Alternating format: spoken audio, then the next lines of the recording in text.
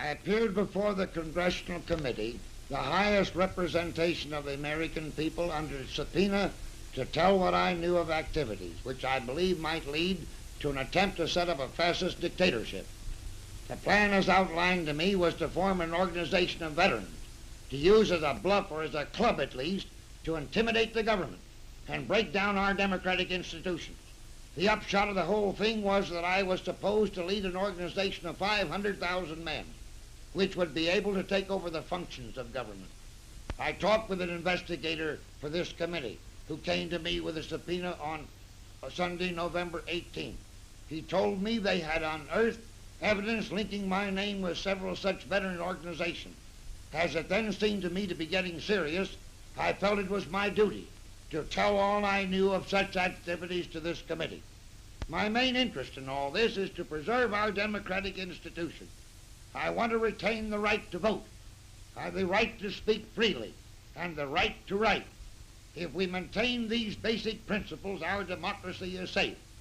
No dictatorship can exist with suffrage, freedom of speech, and press.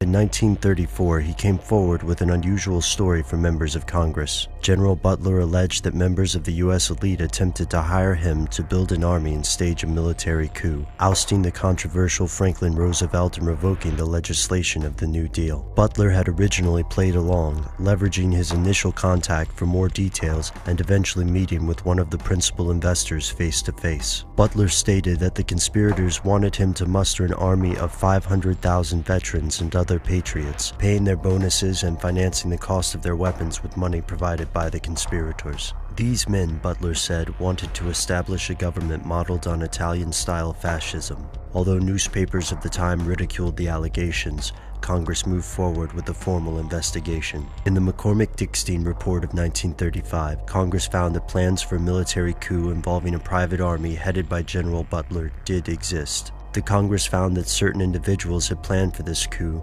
but did not specify when the plan had been conceived, nor when or if it would seriously be implemented. So who were the alleged ringleaders of this plot? The names of the conspirators included some of the United States' most wealthy families in banking, media, and industry, including the DuPonts, the Remingtons, and Prescott Bush, father of George H. Bush and grandfather of George W. Bush. It was apparent that the people in charge of planning this failed coup had made a mistake contacting Butler. The general's only aim was to protect American democracy, and he repeatedly stated that he could not understand the contradictory aims of the business plot conspirators. They said they wanted to change America for the common man, but seemed more motivated to revoke New Deal laws on businesses and put the U.S. back on the gold standard. The people named as conspirators were not punished. Many weren't even asked to testify or meet with Congress. Many of the newspapers which had originally run a smear campaign against Butler never retracted their slanderous and misleading stories. General Smedley Butler passed away in 1940, and yet Congress avoided charging anyone with treason and made the decision to let the matter fade from the public eye.